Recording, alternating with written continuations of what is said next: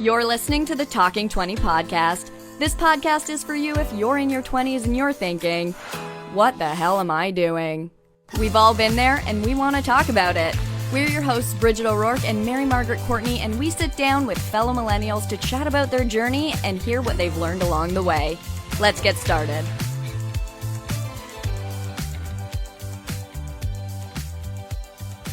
Welcome back to another episode of the Talking 20 podcast. Man, we have not recorded one of these in a while.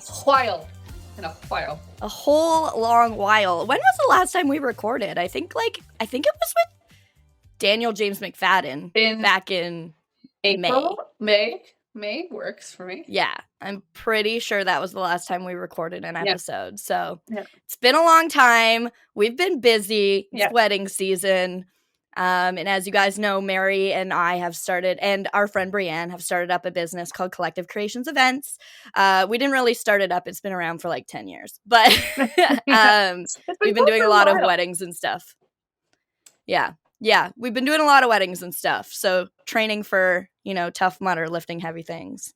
Speaking of Tough Mudder, that's what this episode is all about, because today is the day before our big, crazy Tough Mudder experience. And if you guys don't know why we're documenting this Tough Mudder experience, it's actually because we agreed to do it on a podcast episode, Chasing Curiosity and Living with ADHD with Spencer Barlow. We agreed to do a Tough Mudder then and kind of document the process.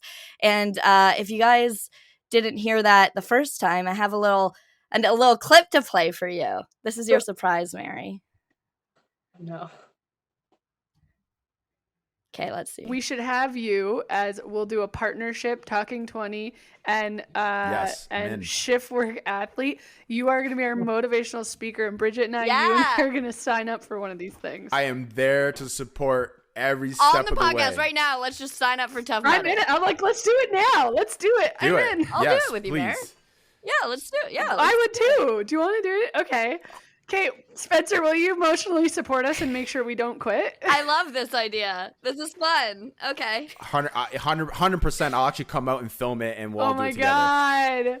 This is amazing. And okay, we'll figure this out later. But I'm like, we can do we'll tell everyone when it is, and then we'll maybe document our process. And then Spencer will do a check-in podcast at some point where we'll just break down and cry, and you'll make us feel better. Okay. Yeah. So we've done none of that. So many commitments. That episode, I'm pretty sure we committed to 17 different things. But the hardest thing we committed to, we're following through on. Yes, that's true. We are following through on it. That's what I was saying to people recently. I was like, what I've realized is that I'm not somebody who likes to train for something. And they were like, but you're somebody who follows through. And I was like, okay, I'll take it. You know what's funny is I am someone who likes to train for something because, sorry, I'm tired. Mary's working herself to the bone. I'm working myself to the bone, but healthy anyway. I am someone who likes to train for something because it has an ending. I'm not just forever exercising. It's changing how I exercise. I'm learning new things. Whereas when I know I have to do burpees, I know how that feels. I know where that's going, and I know how much I don't want to do it. And when I'm I'm doing this new set of exercises I've never done before, it's I just go into it. I'm I don't know, we'll see. It might be hard, it might be easy, but let's go for it. It just pushed me in a different way, and it was just I got to be mindless in worrying about exercising. I learned a shit ton about running for sure.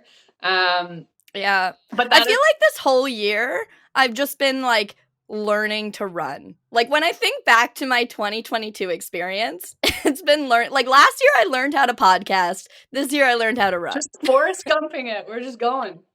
We're just running places.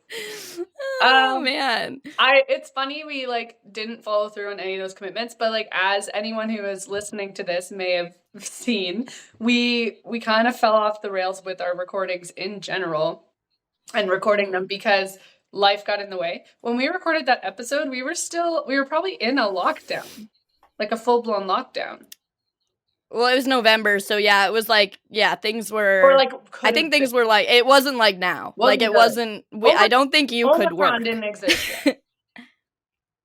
Oh shit! Omicron didn't exist yet. Well, maybe it was like, that's it was crazy. like a newborn baby. It was just like a little speck in the world. Speck It was just demon. one little piece of drool in somebody's mouth, waiting to blow up the whole universe. Ew. Yeah. But yeah. I think not understanding what the world was going to look like when we were back to work full time. The podcast, you know, we've talked about this, bringing you a new opportunity working at Riverside. Excuse me. We misunderstood or didn't get to predict, which is life, that you working for a podcast company also makes it hard to do your own podcast at the exact same time. And it really does. And in the best way possible, all the hard work we put into Collective Creations at the end of 2021 and the beginning of 2022, it worked. And we were at capacity. We're still at capacity. We're working really hard. Mm-hmm.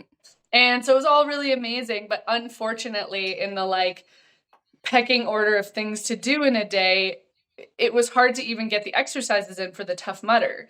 And yeah, we, at the end of the day, like, ironically, we were doing the Tough Mudder because of the podcast, but we sacrificed the podcast and it got inserted to do the Tough Mudder. Because the other things are non-options. It's work. We have to do it. And then there's life, and then there's the Tough Mudder. And we ran out of space for this thing. But I'm like super proud that it has maintained, because at any point we could have just been like, yo, like, it's not the time.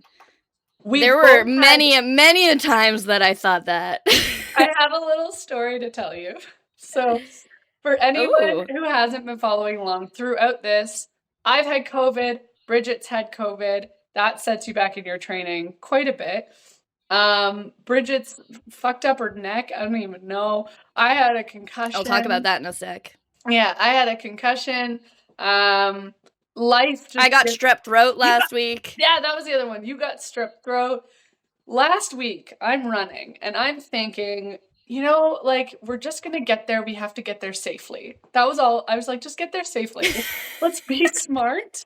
And because I wasn't where I'm not where I thought I'd be in the training, but something I learned from my brother doing this thing called the process, which we won't get into, but they talk about that, how, like, you just have to accept where you're at. And that's kind of part of your journey in all of these things too, is like, you can't always get what you want out of your goals and expectations, but you have to trust that it's happening for a reason, and take what you are learning and go with it and work on the growth you have made. So both of us, like, in January, we couldn't run 1 to 2K without wanting to cry. And now we're both at 10K.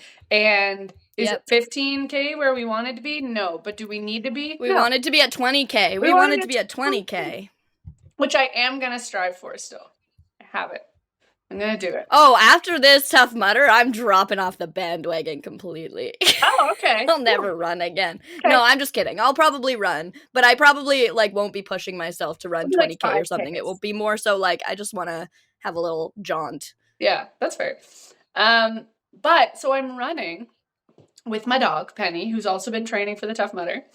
And you guys have to do Rough Mudder next year. Oh, 100%. It's happening. I have my headphones on that are soundproof, and a gentleman is, like, talking at me. He has a dog too. So take out my headphones. In my head, I'm like, God, guy, don't talk to me. I got to keep up my pace. And so I was like, hey, what's up? And he goes, there's 2 coyotes, like, right there.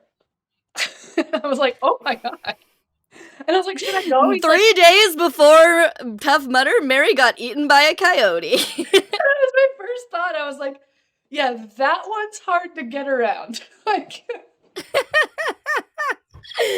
only you. Coyote. So and he was like, you're fine. Like, they don't want big dogs. I was like, that's not enough. They just want skinny little white girls. Yeah.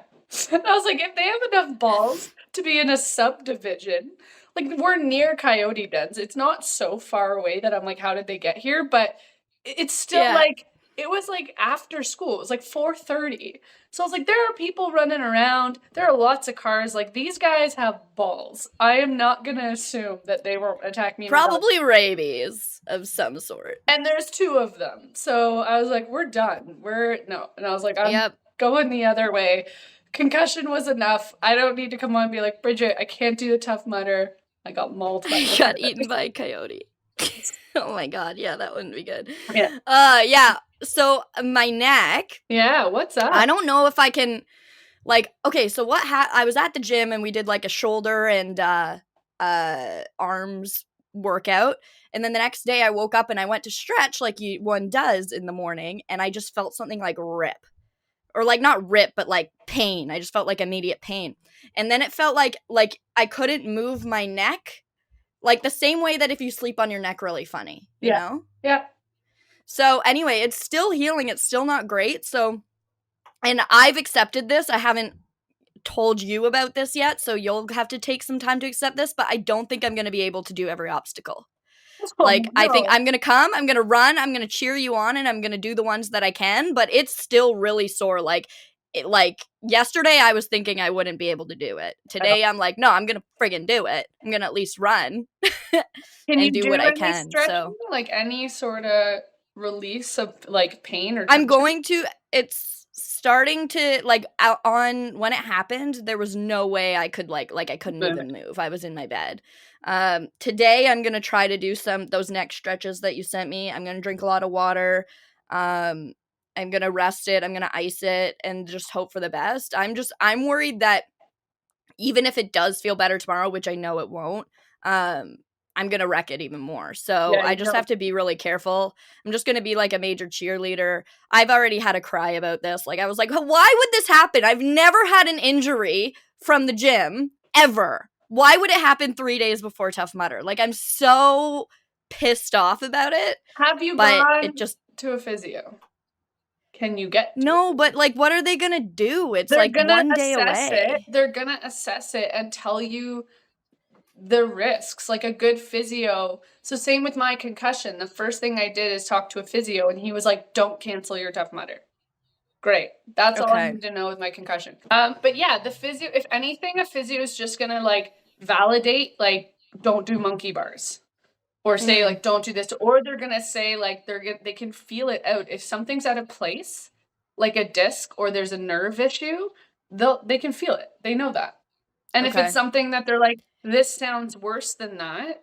Like, sometimes physios do weird shit. You'll like go in about your neck and they'll pull your pinky toe, and if it doesn't hurt, they're like, it's just a strain. Like, it's weird. The body's weird, and they just know more about it than we do. Okay, yeah, maybe dramatic, I should. Maybe I should go to one today, just in case. Yeah, what if it like is? I don't think it is a disc out of place, but like if it is something more serious, and I go and I do the monkey bars, I don't want to like be bedridden. So yeah, and like that was what I learned about the concussion, which is what was so scary because I knew nothing about concussions. But I did the stress test and I passed, and I've been getting better every day even since that test, which was a week ago. So by his orders, I'm allowed to go. I have to see him after the Tough Mudder to make sure that I didn't do more damage. But his thing was basically like with concussions. What I learned, they're like, the problem with a concussion is that it affects all the things that might cause you to hit your head again. If you're dizzy, if you have blurred vision, if you're off balance, you could fall and hurt yourself. And now you're doing a literal obstacle course. And he was like, Tough Mudders are just dangerous. He's like, so, and he's done luckily my physio's done 2 Tough Mudders. Oh, that's lucky. Okay. So he was like, you could tell, he was like, I'm not convincing you not to do this. It's a waste of time. So I'm going to make sure you go in being as safe as you possibly can. And that's like, if you could pay to know tomorrow what to do and not to do, I think that would be super helpful for you. And again, like if they're like, you know what? Because every doctor is going to say, do what makes you feel comfortable. But then they might say like, this could be a nerve thing, or this could be caused by a tear in a muscle. So don't do right? Yeah. Like you're going to be, no matter what, you're going to be able to slide down into the ice cold water. I know, I'm actually looking forward to that one. Yeah, but should you be crawling? Maybe, maybe not. Yeah. Yeah, you're right. Should you be doing monkey bars? Likely not. Yeah. Probably not monkey bars. I'll definitely see a physio and, you know, see what I can do. But I'm just so pissed about it. I'm just like, I'm trying to feel nothing. I'm like, oh, this is just the way it was supposed to go, is how I'm trying to think. But I'm like, deep down, I'm raging. Yeah, and I think having a physio like clinically tell you these exercises may not be safe, stay away from them. These exercises are fine, like in regards to mobility. Then you can at least isolate that information and then go tomorrow and go, I pushed myself when I could, when I was allowed to in the state I'm in, and then mentally get past the fact like this is what it is, and this is, maybe you have to do another one. That was my main thing. I was like, but I don't want to have to do it again next year.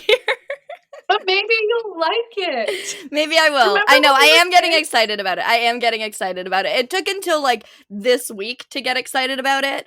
Mostly when I started thinking about all the boys that are going to be there. I was like, ooh, this will be fun. But have you not even thought of that yet? Oh my God, there are going to be boys helping us over obstacles. Oh, I'm ready. But yeah, like it took until this week to get excited. Before then, I was like dreading it for a while because I just don't feel like I just had this vision of what I was going to, my fitness level was going to be the same way as you did.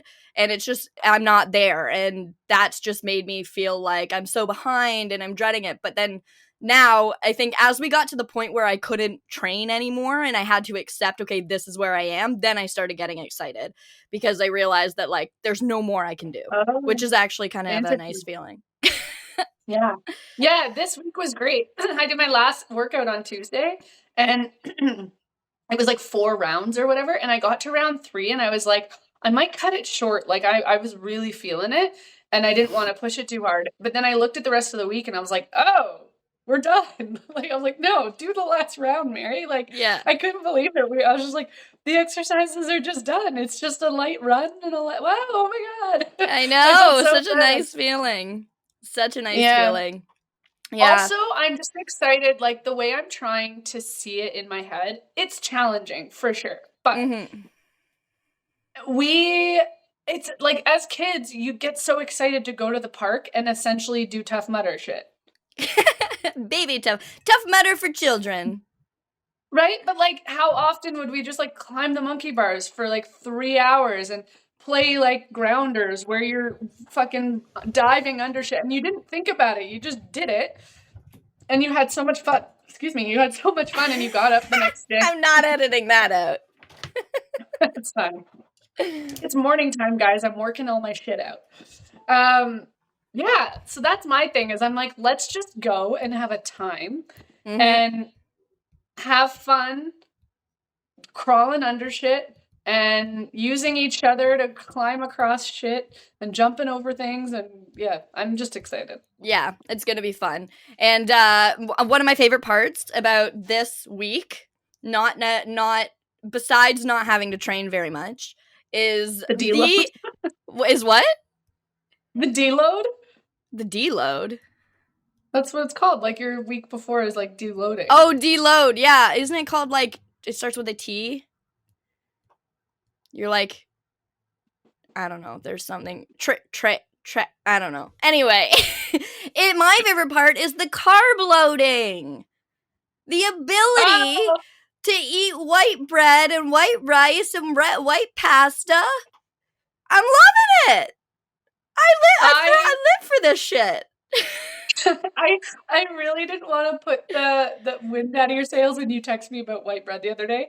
I don't follow that as much, which a lot of people are going to be like, what? But gluten is just like not in my world as well as it is for others. So I'm not celiac and I'm not gluten-free. I eat gluten, but I don't do that part. So I've been doing the rice and I've been doing Couscous, lots of chicken, lots of vegetables. Okay, yeah. And protein. That's been my jam. But I saw your post the other day. I was like, oh, it looks so nice. But the only white bread I really eat is like pizza, I guess would be considered. Which we'll be eating tomorrow night. Yeah, yes. Tomorrow night we're going to go ham on the food. We'll talk about all of that in our next episode. So our next episode we're going to do on Sunday morning. Unless for some reason we get back tomorrow and we're pumped up and we want to record an episode. Tomorrow, sorry, I just got a Slack message and it completely made me lose my train of thought. So anyway, our next episode is going to be recorded Sunday morning, so stay tuned for that. We're going to talk all about the Tough Mudder and how it went. It's going to be funny. We're going to have great stories. We're going to talk about the food that we ate after. We're going to talk about the boys that we met. It's going to be incredible. And the girls that we met. We're going to meet girls too, and they're going to be just as great as the boys. But just doesn't want to go on a date with any of those. I just prefer to go on a date with the boys. So anyway, we're going to close up this episode. Now you know all about how we're feeling the day before our Tough Mudder that we agreed to back in November. And stay tuned. We'll let you know how we're feeling after. Bye.